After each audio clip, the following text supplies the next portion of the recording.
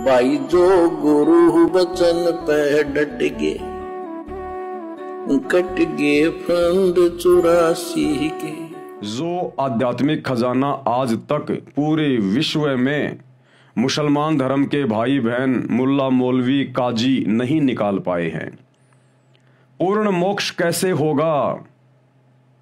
जन्नत से ऊपर जो सचखंड है, सतलोक है, जिसकी जानकारी अभी तक पूरे विश्व के मुसलमानों में से किसी को नहीं है। मुसलमान केवल सातवां आसमान, जन्नत जन्नत केवल इतना कहकर ही निफराम हो जाते हैं। सातवां आसमान जिसकी बात मुसलमान धर्म करता है उसे स्वर्ग कहते हैं, स्वर्ग, जन्नत। और वो तो नरक के जैसा ही है, नरक के जैसा ही। स्वर्ग जाने के बाद, जन्नत में जाने के बाद फिर से इस आत्मा को, इस जीव को अपने कर्म भोगने के लिए पृथ्वी पर आना पड़ता है। 84 लाख योनियों में पशु पक्षी बनकर असहनीय कष्ट भोगना पड़ता है। वो अल्लाहु अकबर, वो खुदा, पाक खुदा, वो सचखंड में रहता है, सतलोक में, और वहां से गति करके सशरीर नीचे आता है पृथ्वी पर। एक मनुष्य शरीर धारण करता है, नेक आत्माओं को अपनी जानकारी देता है, भक्ति विधि बताता है और सृष्टि रचना के माध्यम से उन्हें समझाता है कि बच्चों, तुम इस डुप्लीकेट अल्लाह को अल्लाह मान के बैठे हो। तुम जिसे अल्लाह अल्लाह कहते हो ये शैतान है, शैतान। और इसने बहुत बड़ी गलती की थी सतलोक में, सचखंड में, जहां पर तुम्हारे परमेश्वर का सिंहासन है, तकत है, जहां तुम्हारा अल्लाह सशरीर साकार मानव सदृश रूप में विराजमान है, जिसके शरीर के एक बाल में 1 करोड़ चंद्रमा, 1 करोड़ सूर्य मिला दिए जाएं, इससे भी कहीं ज्यादा चमक है, रोशनी है। पूरी बॉडी पर 3.5 करोड़ बाल हैं। इस शैतान ने वहां पर एक गलती की थी। और तुम सभी आत्माओं ने जो आज सभी धर्मों में फंसे हुए हो, 84 लाख योनियों में जितने भी जीव जंतु हैं, तुम सभी आत्माएं इसके जाल में फंस गए और तुम वहां से इसके साथ नीचे आ गए। और इसने अब तुम्हारे ऊपर राज करना शुरू कर दिया अपने स्वार्थ के लिए, तुम्हें खाने के लिए। क्योंकि इस शैतान को एक श्राप लगा हुआ है, प्रतिदिन 1 लाख मनुष्य शरीरधारी स्त्री और पुरुष इनके सूक्ष्म शरीर की वासना खाने का, मैल खाने का, गंध खाने का। ये अपने स्वार्थ के लिए, अपने भोजन के लिए यहां तुम्हें जन्म देता है और फिर मरवाता है। तुम जन्म और मरण के चक्कर में फंसे हुए हो। इस जन्म और मरण के चक्कर से तुम्हें तुम्हारा असल पिता परवरदिगार अल्लाहु कबीर, जो निहायत रहम दिल है, बड़ा मेहरबान है, पाक खुदा है, वो तुम्हें इस जन्म मरण के चक्कर से, शैतान से छुड़वाने के लिए इस काल लोक में आता है। शैतान को काल भी कहते हैं, ब्रह्म भी कहते हैं, क्षर पुरुष भी कहते हैं। सूक्ष्म वेद यानी 5वें वेद में इसका नाम ज्योति निरंजन है। तो आज वो निहायत रहम दिल पाक खुदा अल्लाहु कबीर सशरीर भारतवर्ष की धरती पर सतगुरु रामपाल जी के रूप में प्रकट हैं। और सतगुरु रामपाल जी ने हर धर्म शास्त्र को भली भांति समझाया है। अब कौन समझना चाहेगा, कौन नहीं समझना चाहेगा, ये तो अब आत्माओं के संस्कार के ऊपर है। कहते हैं सकल पदार्थ है जगमाही, कर्महीन नर पावत नाही। जिसके बिल्कुल ही कर्म फूटे होंगे, नरक में ही जाना है, गधा को तस्वर ही बनना है 84 में, वो तो समझ नहीं पाएगा। वो चाहे हिंदू हो, चाहे मुसलमान हो, चाहे सिख हो, चाहे ईसाई हो। बाकी जो उस परमेश्वर की आत्मा होंगी, जो अधिकारी आत्मा होंगी मोक्ष के लिए, भक्ति के लिए, वो आत्माएं इस ज्ञान को समझकर, सतगुरु रामपाल जी के सत्संग सुनकर भली भांति अपने पिता को, अपने परवरदिगार को, अपने सच्चे इबादही कबीरा परमेश्वर को पहचान जाएंगी।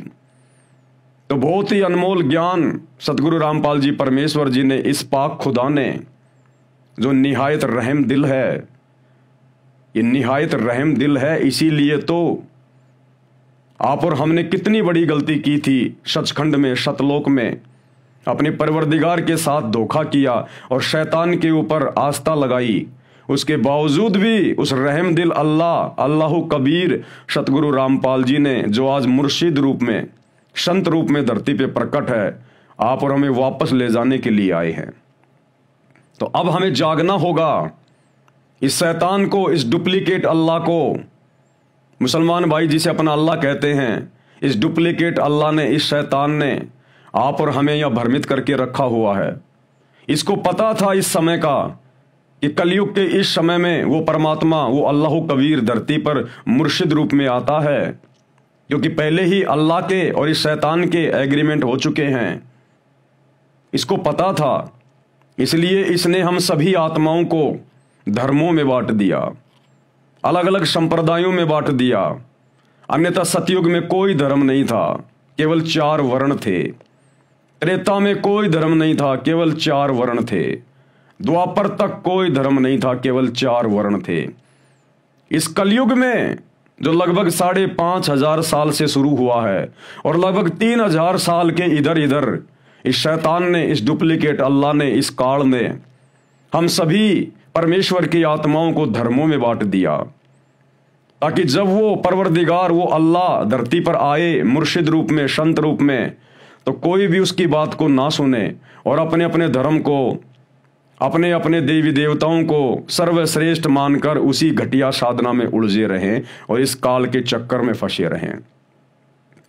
लेकिन वो परमेश्वर, वो अल्लाह कबीर जिस मकसद से पृथ्वी पर आते हैं, अपने मकसद को वो जरूर पूरा करते हैं। तो आने वाले समय में युग परिवर्तन 2028 के आसपास ये पूरी दुनिया इस अल्लाह कबीर सतगुरु रामपाल जी को जानेगी, पहचानेगी। इन धर्म और जातियों की जंजीरों को तोड़कर, जिन जंजीरों में हमें शैतान ने बांध रखा है, काल ने बांध रखा है, इन सब को तोड़कर और अपने सच्चे इबादही कबीरा, अपने परवरदिगार सतगुरु रामपाल जी परमेश्वर जी के चरणों में आएंगी। लेकिन सौभाग्य होगा उन आत्माओं का जो युग परिवर्तन 2028 से पहले पहले उनके ज्ञान को समझकर, उनके सत्संग सुनकर यूट्यूब पर और उनकी शरण में आ जाए, तो वे आत्माएं ज्यादा नुकसान नहीं उठाएंगी। अन्यथा युग परिवर्तन का दौर है और जब जब 2 युगों की टक्कर होती है, भयंकर महाविनाश होता है। अनेकों भविष्य वक्ताओं ने अपनी भविष्यवाणियां इस समय के लिए कर रखी हैं। भविष्य मालिका को भी आप जी बहुत अच्छी प्रकार से देख रहे हैं यूट्यूब पर। अगर समय रहते सतगुरु की शरण में आ गए, सत्संग सुनने शुरू कर दिए, तो आप और आपका परिवार सुरक्षित हाथों में है। अन्यथा दुर्गति के लिए तैयार रहिए।